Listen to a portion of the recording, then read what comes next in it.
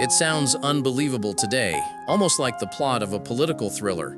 A corporation toppling a government, a fruit company wielding more power than a sovereign state, a boardroom deciding the fate of a nation. But this isn't fiction, and it isn't exaggeration. For decades across Latin America, the balance of power wasn't between presidents and parliaments, but between presidents and the United Fruit Company, a corporation so wealthy, so politically connected, and so deeply embedded in U.S. foreign policy that some Central American nations felt more like subsidiaries than countries. If empire usually arrives under a flag, this one arrived under a logo. And the strangest part? Most of the world barely noticed. It was just business. Welcome to the Financial Historian, where money, power, and history collide. And nothing is ever as simple as it looks. To understand how a banana company came to influence, manipulate, or outright overthrow multiple governments, you have to step into the late 19th century, a period when the world was shrinking under steamships and telegraph cables. Bananas were a novelty in the United States and Europe, exotic, sweet, cheap, and with perfect marketing potential. But they had one flaw. They spoiled fast. A banana had to be cut, transported, cooled, shipped, unloaded, and sold within a matter of days, which meant the companies that controlled the supply chains didn't just need farmland, they needed infrastructure. They needed ports, railroads, warehouses, ice-cooled ships, and most importantly, governments that would never interfere. The United Fruit Company, or UFCO, mastered this game. Formed in 1899 by merging several rival growers, it quickly became a titan. UFCO didn't just operate plantations, it owned some of the largest shipping fleets in the Western Hemisphere. It didn't just move bananas, it built the railroads that carried them. It didn't just export fruit, it controlled entire national economies, whose budgets depended on banana taxes and corporate wages. In Costa Rica, Honduras, Guatemala, and beyond, UFCO was an employer, a landowner, a transportation monopoly, a political actor, and, when necessary, an arm of foreign policy. And the world noticed, especially those living under this new kind of empire. In 1904, American writer O. Henry coined a phrase after spending time in Honduras, watching a country whose economy and politics were effectively engineered around bananas and the companies behind them. He called it a banana republic. It wasn't a joke, it was a diagnosis. A banana republic was a nation whose sovereignty was fragile, whose institutions bent under foreign pressure, and whose future was shaped not by its people, but by a single export controlled by outsiders. The term stuck because it was accurate. And as United Fruit expanded, more countries fit the description so precisely that the phrase became less a metaphor and more a business model. UFCO understood this model well. With every year that passed, the company acquired more land, often for pennies. UFCO bought millions of acres of prime agricultural territory, usually from indebted governments desperate for cash, or from local elites eager to profit from foreign capital. Sometimes the land was fertile, sometimes it wasn't. What mattered was ownership. Land was leverage. Land was bargaining power. And above all, land kept out competitors. A nation could have rich soil and thousands of farmers, but if UFCO owned the only rail lines to the port, no one else could get their crops to market anyway. For the workers, life was simple, predictable, and merciless. Many lived in company towns built on UFCO land. Houses, hospitals, schools, all owned by the corporation. Wages weren't always paid in real currency, but in company scrip, redeemable only at company stores, where prices were helpfully set by the company itself. The entire economic cycle began and ended with UFCO. It paid your wages, sold you your food, rented you your house, and then exported the profits abroad. If vertical integration were a sport, United Fruit would have been an Olympic contender. Building railroads gave UFCO even deeper control. To this day, many of the first rail lines in Central America run in strange, seemingly irrational patterns, curving through jungles, skipping major cities, avoiding population centers. That's because these tracks were never built to serve nations. They were built to serve plantations. They ran from banana fields to ports, and nowhere else. Governments didn't get national infrastructures, they got private conveyor belts. And when countries tried to regulate these railways, UFCO would remind them who paid their debts. Infrastructure became influence, influence became coercion. But the true power of the fruit companies didn't come from land or railways. It came from politics.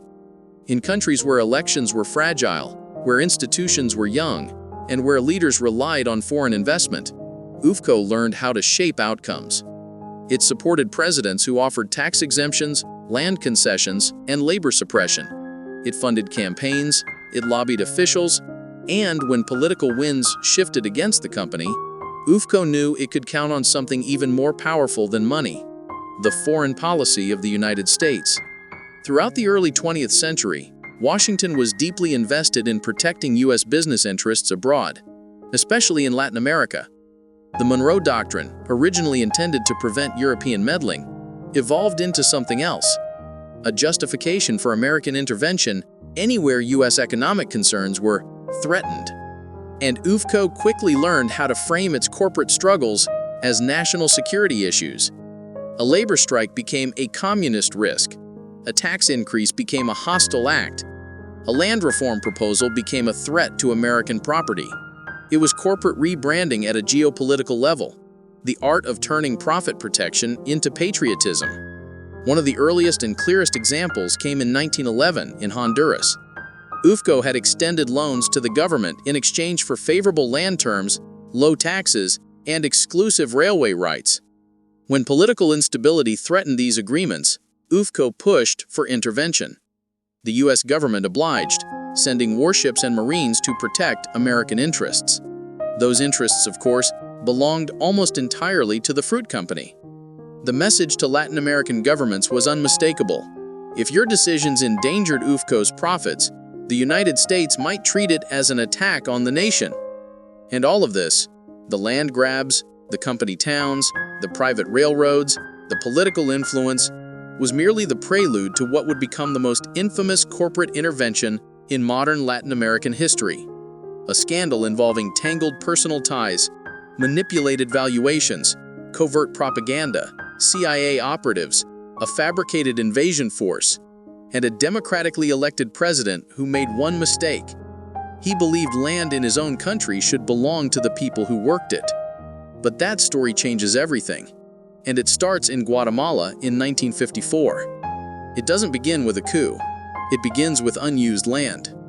Hundreds of thousands of acres owned by the United Fruit Company. Land UFCO acquired at bargain prices, declared nearly worthless for tax purposes, and kept idle to maintain its market dominance. To President Jacob Arbenz, elected in 1951 as part of a democratic reform wave, this was a national crisis. Guatemala was a poor country with fertile soil trapped in corporate hands. 90% of the population lived in poverty. 2% of landowners held more than 70% of the land. So Arbenz proposed a sweeping land reform. Idle land over a certain size would be expropriated, compensated at the value the owner itself had declared for taxes, and redistributed to local farmers. For most companies, this would have been a political dispute, but for United Fruit, it was war. UFCO had long manipulated land values for its benefit. When taxed, it insisted its land was nearly worthless. When threatened with expropriation, it suddenly claimed it was priceless. Arbenz offered compensation at UFCO's own declared value, roughly $3 an acre, which in fairness was exactly what the company had insisted the land was worth. UFCO reacted with outrage. Apparently, the land was worthless when on the tax bill, but infinitely valuable when anyone else needed it. Sometimes irony isn't something you write, it's something history hands you. But United Fruit wasn't just a company. It was an institution with friends in the highest levels of U.S. power. The Secretary of State, John Foster Dulles, had once worked for the law firm that represented UFCO. His brother, CIA Director Allen Dulles, had sat on UFCO's board. Many senior officials involved in Latin America policy had direct financial or personal ties to the corporation. When UFCO complained that Arbenz was a threat to its business model, Washington heard, communism is taking root in the hemisphere. This was the Cold War, a time when the United States was hyper-alert to any left-leaning reform. Arbenz was not a communist, he was a nationalist reformer. His land program was not Soviet-style redistribution, it was closer to what the United States had done in occupied Japan. But nuance rarely survives politics. UFCO funded public relations campaigns, hired lobbyists, and fed journalists exaggerated stories of red infiltration in Guatemala. It didn't matter that the evidence was thin. In the Cold War, fear was currency, and UFCO spent it efficiently. In 1954, the CIA launched Operation PBSU Success, one of the most meticulously orchestrated covert interventions of the era. The agency recruited a small force of exiles, supplied them with weapons, and trained them in Honduras. It launched a radio station